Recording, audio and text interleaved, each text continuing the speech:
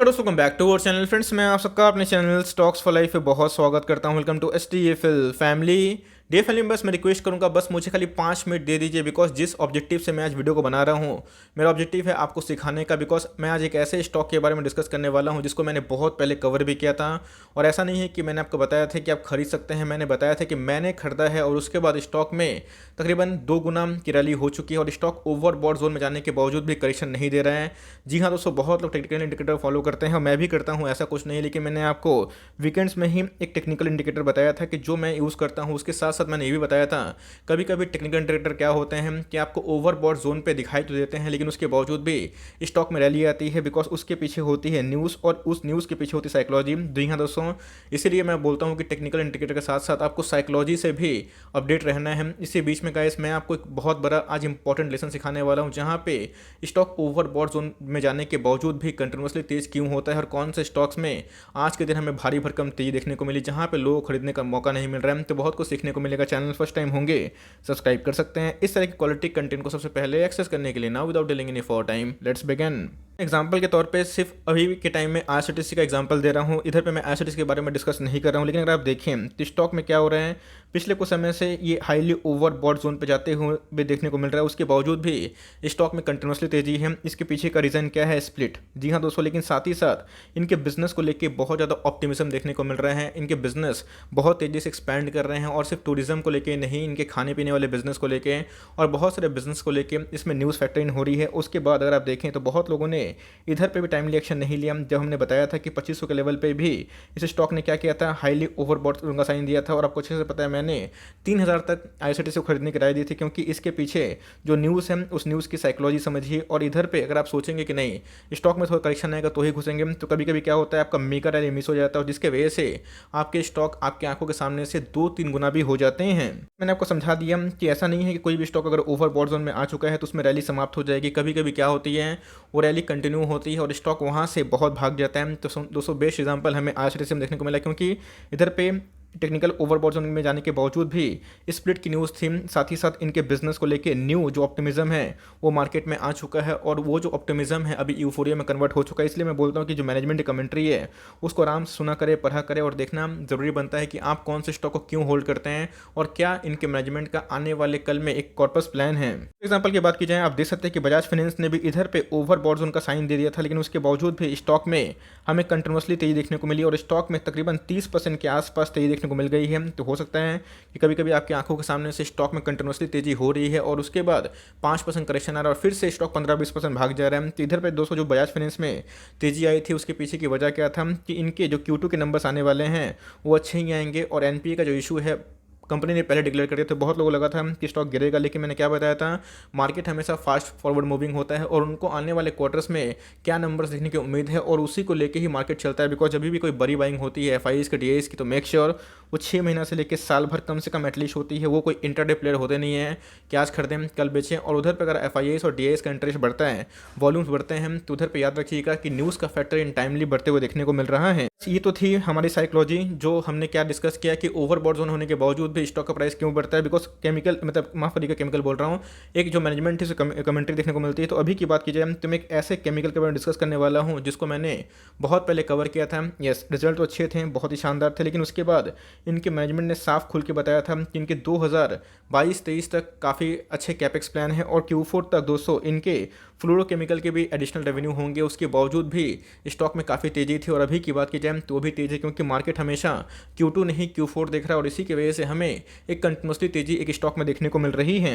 Stock का नाम क्या है? आप देख सकते हैं कि लक्ष्मी ऑर्गेनिक्स लिमिटेड। जी हाँ दोस्तों, को पता है कि लक्ष्मी ऑर्गेनिक को हमने बहुत बार कवर किया था 280 के भाव पे, इवन 330 के भाव पे भी एक डिप मिला था, जहाँ पे मिड कैप और स्मॉल कैप में करेक्शन हो रहा था। और उसके बाद स्टॉक में जो रैली हुई है वो अनप्रेसिडेंटेड है, अनप्रेडिक्टेबल है। बिकॉज मुझे भी लगा था 500 के आसपास आने के बाद एक करेक्शन होगा, लेकिन मैंने क्या बताया कि मार्केट अभी भी इसको फैक्टर इन कर रहा है। बिकॉज मार्केट Q4 देख रहा है और जिसके वजह से इनके अंदर काफ़ी अच्छा हेल्दी साइन देखने को मिल चुकी है। तो स्टॉक में अगर एक महीना पे अगर आप देखें तो हमें 50% के आसपास रैली देखने को मिल चुकी है। अगर आप देखें जब से लिस्टिंग हुई है 205% के आसपास हमें एक कारोबार करता हुआ दिखाई पड़ रहा है। तो जी हाँ, कोई भी स्टॉक अगर इतना भागेगा तो उसमें जो एएसएम लिस्ट में आने की संभावना है बढ़ जाती है। बट मैंने आपको बता दिया कि जो कमेंट्री थी वो एकदम साफ थी और इसी की वजह से जो न्यूज़ होता है उस न्यूज़ का मतलब समझिए कि आपको अच्छे से याद है, कमेंट बॉक्स में जरूर बताइएगा। जब इनके मैनेजमेंट ने कमेंट्री दी थी कि इनके फ्लोरोकेमिकल के एडिशन होंगे रेवेन्यू, और साथ ही साथ जो चाइना से एंटी डंपिंग जो ड्यूटी थी उसमें दोस्तों 90% जो शेयर है मार्केट जो एसिटाइल का इंटरमीडिएट है ये कंपनी शेयर करती है, जिसका दोस्तों जो इम्पैक्ट है हमें इसके लिए बहुत ही पॉजिटिव देखने को मिलता है। और इसी की वजह से जो बड़े पार्टीज थे उन्होंने अपने स्टेक को बढ़ाया होगा, तो इसीलिए हमें एक कंटिन्यूसली तेजी देखने को मिल रही है। लास्ट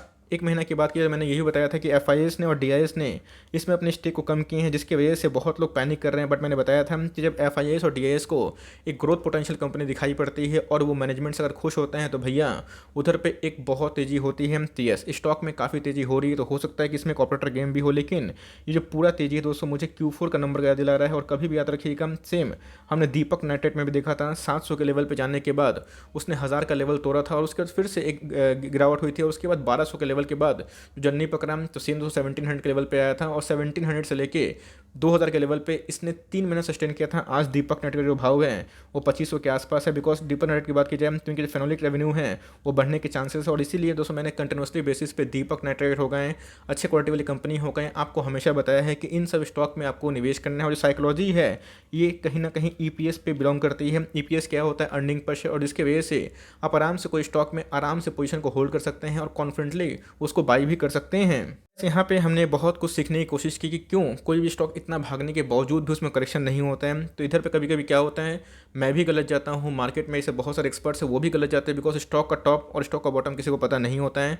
स्टॉक में कभी किसी को 20% करेक्शन करवाना होता है, उसके पहले उसको 50% भगा दिया जाता है। तो अगर आप देखें तो मार्केट कैप अभी 15,000 करोड़ के ऊपर भी देखने को मिल रही है, और स्टॉक का जो पी है 118 के आसपास हो चुका है। लेकिन जैसे ही इनके अर्निंग्स बढ़ेंगे, EPS बढ़ेंगे, उसी हिसाब से प्राइस टू अर्निंग आपको एडजस्ट होता हुआ देखने को मिलेगा। इसके पहले मैंने को बताया था कि ROE की बात की जाए, ROC की बात की जाए तो कंपनी की जो ऐसा नहीं है कि बहुत ज़्यादा है, बिकॉज बहुत सारे केमिकल कंपनी में ROE 30-35% के आसपास है, लेकिन इनका 20-17 के आसपास होने के बावजूद भी स्टॉक में रैली क्यों है? कि इनके आने वाले कुछ क्वार्टर्स में जब नंबर इन्हेंस होंगे, बढ़ेंगे, तब दोस्तों वो आपको एडिशनल रेवेन्यू देखने को मिलेगा, और तभी स्टॉक में हमें एक पोजीशन को बना लिया देखने को मिल सकता है। आपने देखा कि कैसे मैंने इधर पे आपको साइकोलॉजी समझाने की कोशिश की। अगर आप देखें तो पिछले कुछ समय से ये ओवरबॉट 1, 2 और 3 जोन में देखने को मिल रहा है, उसके बावजूद भी करेक्शन नहीं है। और आप देख सकते हैं कि जो वॉल्यूम्स है 1, 2, 3 बड़ा वॉल्यूम्स, फिर बड़ा वॉल्यूम्स, और इधर पे अगर आप देखें तो इधर पे 5% का सर्किट करने के बावजूद भी वॉल्यूम्स कंटिन्यू हो रहे हैं, खुलते ही अपर सेकेंड फ्रीज होता हुआ देखने को मिल रहा है। तो मेरे हिसाब से लक्ष्मी ऑर्गेनिक एक बहुत ही शानदार अच्छी केमिकल कंपनी बन सकती है, और लॉन्ग टर्म में इसका बहुत ही अच्छा बेनिफिट हो सकता है। अब बहुत ही इधर पे इंपॉर्टेंट प्रश्न है जिसका मैं आंसर देना चाहता हूँ कि अभी क्या करें, बाइंग करें।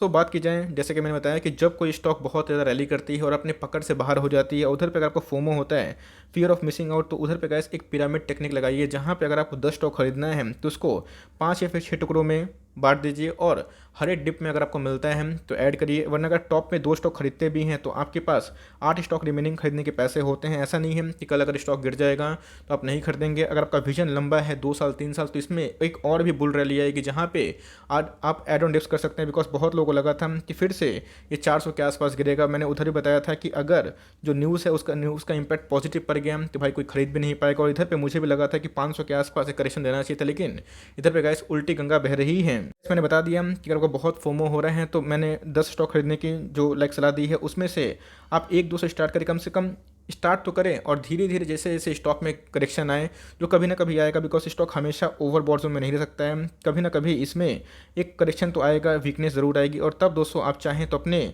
पोजीशन को बढ़ा सकते हैं। और लिए हुए हैं तो मैं एक ही बात बोलूँगा, होल्ड एंड कंटिन्यू, एक भी शेयर को सेल करने की आवश्यकता नहीं है। बहुत लोग बोल रहे कि सर और भी एवरेजिंग करना है, तो मैं बोलूँगा कि थोड़ा सा वेट एंड वॉच करें। देखना बनता है कि Q2 के नंबर्स के पहले केमिकल में क्या इनफ्लो है। अभी तक जो पॉजिटिव डेटा देखने को मिल रहे हैं उससे बेनिफिट तो मिल रहा है, लेकिन अगर आप करते भी हैं तो बल्क में निवेश ना करें और धीरे धीरे SIP करें।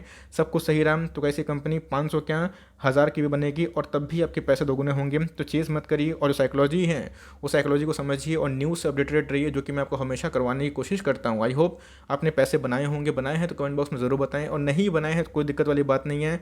चेज़ नहीं करना है और करते भी हैं तो अपनी स्ट्रैटेजी को कंट्रोल करना है और अपने माइंड से काम करना है, हमें एकदम फोमो में नहीं आना है। आई होप मेरा एफर्ट आपको अच्छा लगा। वीडियो अच्छी लगी तो लाइक कर दीजिएगा, चैनल फर्स्ट टाइम होंगे तो याद से सब्सक्राइब करना भूलिएगा। फर्दर कोई डाउट उसको ड्रॉप कर सकते हैं, कुछ और रिव्यू चाहिए उसका नाम ड्रॉप करना भूलिएगा। I would love to make a video on your demand. Guys मिलते हैं जल्दी ही, तब तक के लिए bye. Thanks for listening friends, God bless you all.